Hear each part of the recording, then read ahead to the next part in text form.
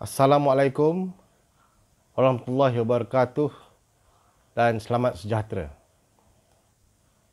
Pertamanya, seperti biasa, saya akan minta tuan-tuan subscribe ke channel YouTube.Amran dan saya juga ingin mengucapkan terima kasih yang tidak terhingga kepada semua pihak, semua subscriber saya yang telah melanggan, mensubscribe channel YouTube.Amran ini sehingga jumlahnya mencecah 20,000. Saya ulang, 20,000 dalam masa lebih kurang 3 bulan saja.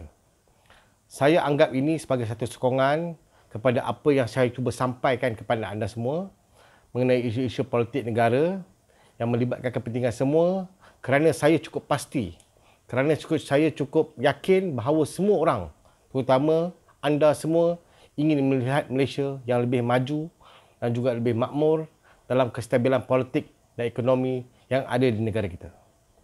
Hari ini saya nak bercakap tentang isu doktor-doktor yang tak berapa cerdik yang ada di negara kita ini. Tapi jangan risau, bukan ramai pun. 3-4 orang je doktor-doktor yang tak cerdik ni yang saya lihat cuba untuk menutup kelemahan sendiri, membalas dendam politik, jadi doktor perubatan tapi nak jadi ahli politik juga, sehingga menyebabkan negara kita ini terheret dalam kancah politik yang bukan sedikit. Kalau sebelum ni kita dihebohkan dengan sikap-sikap artis yang tak berapa nak cerdik dalam menghadapi COVID-19 ini, kita juga hari ini berdepan dengan situasi di mana seorang doktor perubatan juga mengamalkan sikap yang tidak baik dalam dari segi profesionnya sebagai doktor dan juga tidak mencapai apa yang diharapkan oleh rakyat negara ini. Tapi sebelum tu saya nak ulang balik. Jika kita imbas semula, COVID-19 ni sebenarnya berpunca juga daripada doktor. Daripada dua orang doktor yang menerjui pemerintahan negara kita di Putrajaya selepas memenangi PRU14. Saya tak payah sebutlah doktor mana kan. Anda semua tentu faham siapa dua doktor ni.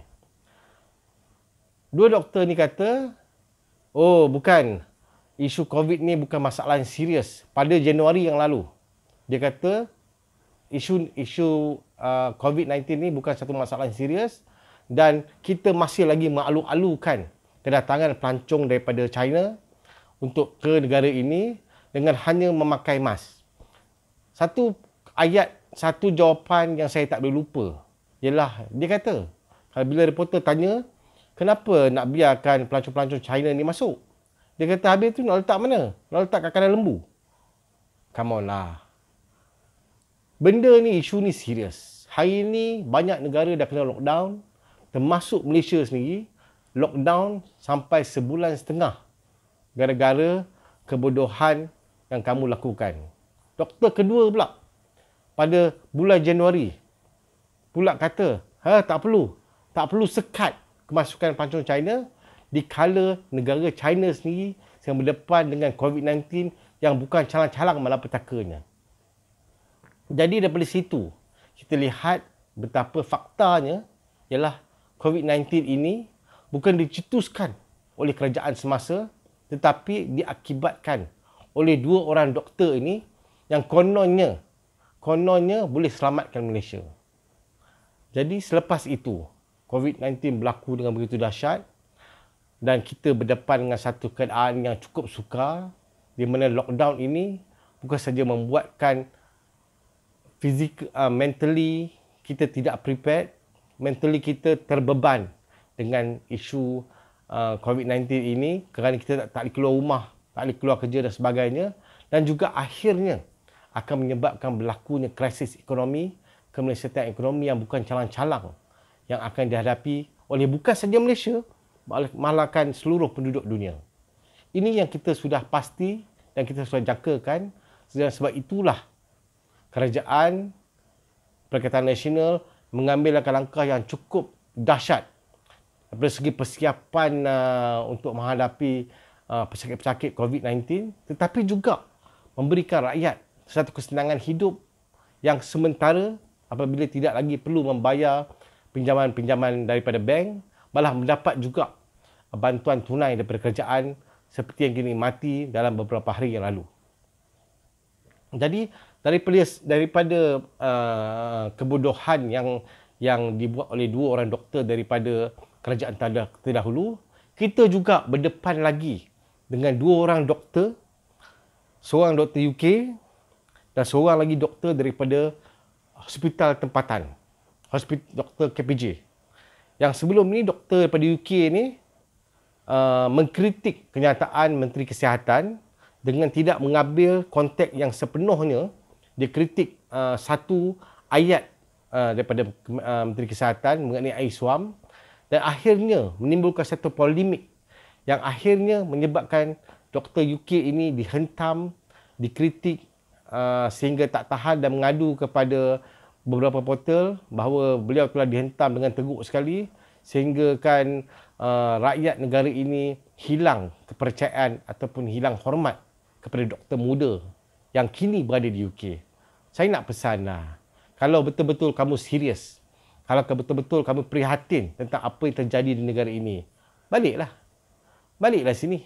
Dikala seluruh negara memerlukan kamu untuk menjaga rakyat negara ini, kerana kamu jangan lupa rakyat negara inilah, duit rakyat negara inilah yang membiayai pengajian perubatan kamu sementara kamu di luar negara tempoh hari, dan hari ini kamu telah menjadi doktor di luar negara. Dan pada saat ini pastinya negara memerlukan kamu untuk kamu balik dan membantu mencurahkan bakti anda di negara ini. Itu satu. Ada satu lagi doktor. Baru-baru ni, Doktor KPJ, yang saya dengar banyak pihak membuat desakan kepada KPJ untuk pecat je doktor ni. Saya rasa memang itu adalah satu saranan cadangan yang cukup baik kerana doktor ni, dia ni satu doktor yang saya boleh katakan memalu profession perubatan. Dia mengkritik dengan begitu dahsyat sekali Ketua Pengarah Kementerian Kesihatan, Datuk Seri Dr. Noor Hisham, walaupun satu negara dah lihat, satu dunia pun dah lihat sebenarnya betapa Dr. Noor Hisham begitu bekerja keras untuk menangani COVID-19 ini. Dan beliau adalah boleh disifatkan sebagai tulang belakang di sebalik apa yang berlaku dalam usaha kerajaan untuk menangani COVID-19 ini, sehingga kita bukan lagi sebuah negara yang tertinggi dalam mencatatkan pesakit COVID-19, tetapi kita berjaya meredakan sehingga apa yang kita tengok pada hari ini, jumlah kematian semakin berkurangan, jumlah pesakit sembuh pun semakin berkurangan, yang keadaan berjaya dikawal yang begitu baik sekali. Bila cek-cek tengok, rupanya Dr. KPJ ni dikatakan oleh setengah-setengah pihak sebagai pemuja DAP. Dr. KPJ ni adalah pro kerajaan dahulu dan katanya pernah dilantik sebagai penasihat kepada Menteri Kesihatan yang dulu. Come on, Doc. Ini bukan masanya nak politik. Ini bukan masanya kamu nak menggunakan profession doktor kamu, profession doktor yang dihormati ini, untuk kamu melonjakkan nama kamu dan menjadi juara kepada Kerajaan Pakatan Harapan yang telah gagal memerintah negara ni selama 22 bulan. Ini bukan masanya, Dok.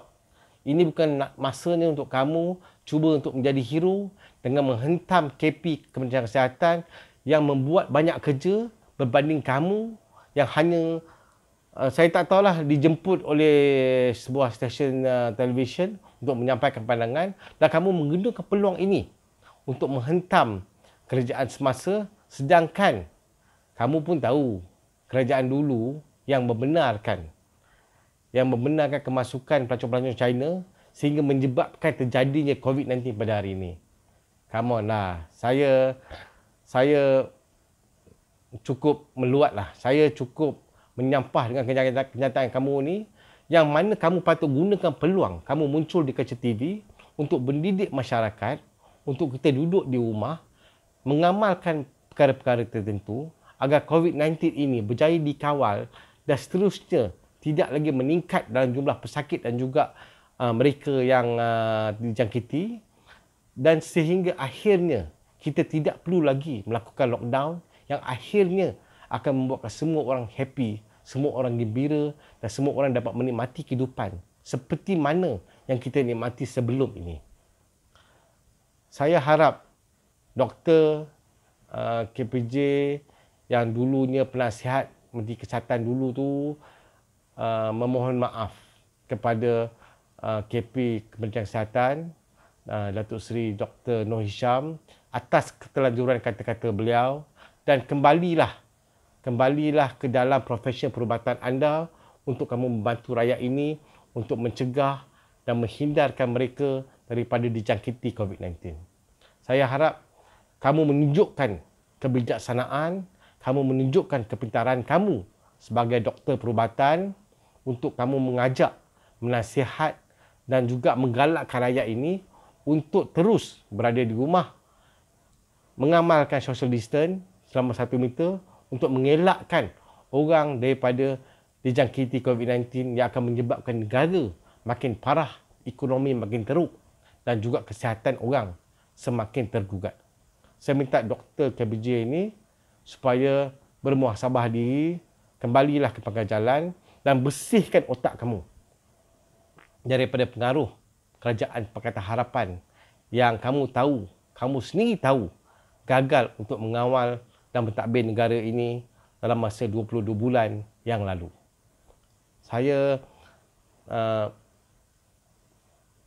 Tapi saya rasa kita masih bernasib baik kerana kita hanya ada beberapa segelintir je dalam 3-4 orang je doktor macam ni, sedangkan negara memiliki puluhan ribu doktor yang sedang bekerja kuat, yang sedang menjadi frontliner dalam usaha kita untuk mencegah COVID-19 ini.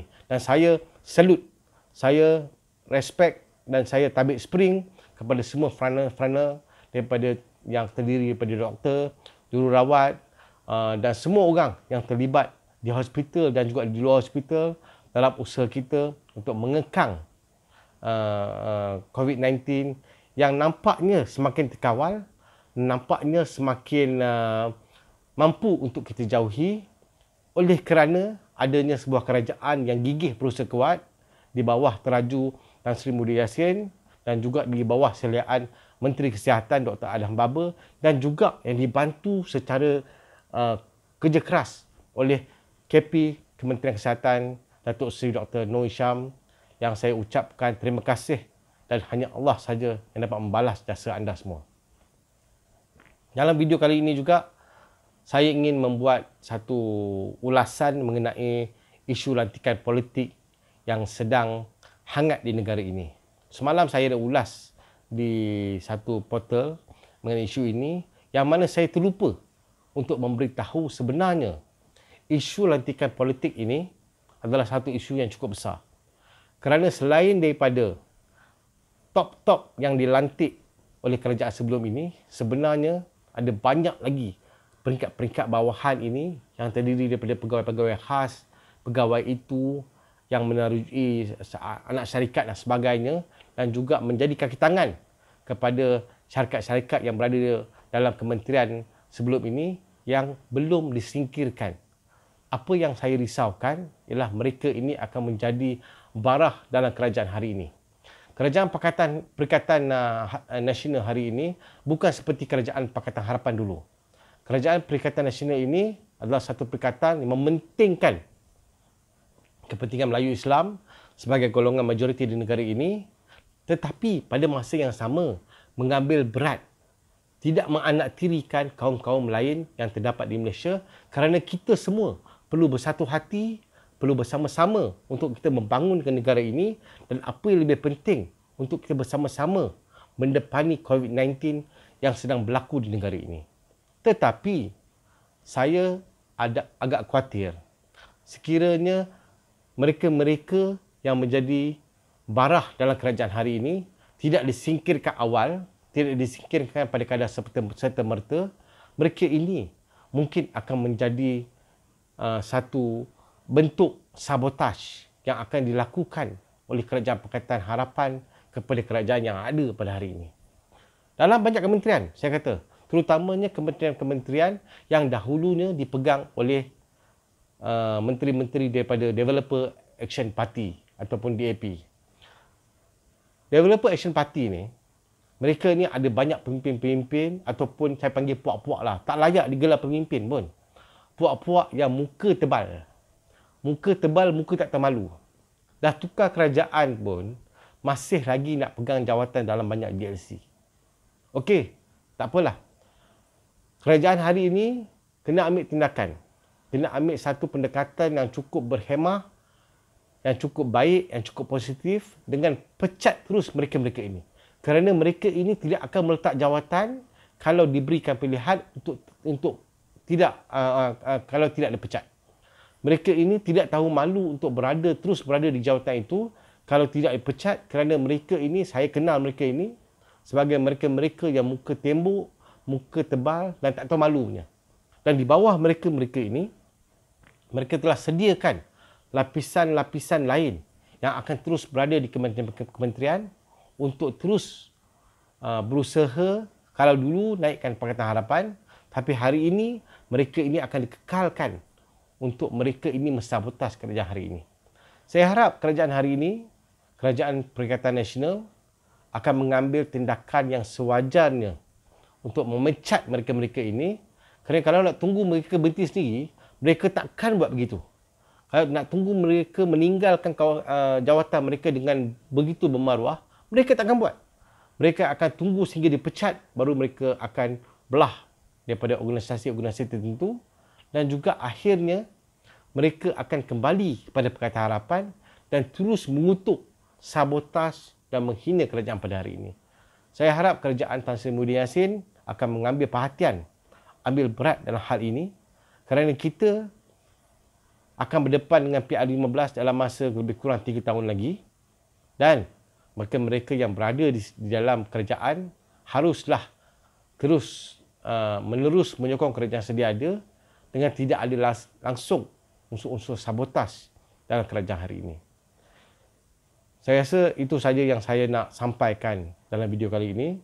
Sekali lagi, saya ucap terima kasih kepada semua yang telah subscribe channel YouTube.Amran, dan saya amat berharap semua subscribers akan mendapat manfaat daripada apa yang saya kongsikan, dan semoga negara ini, semoga COVID-19 akan terus lenyap daripada bumi Malaysia dan juga seluruh dunia.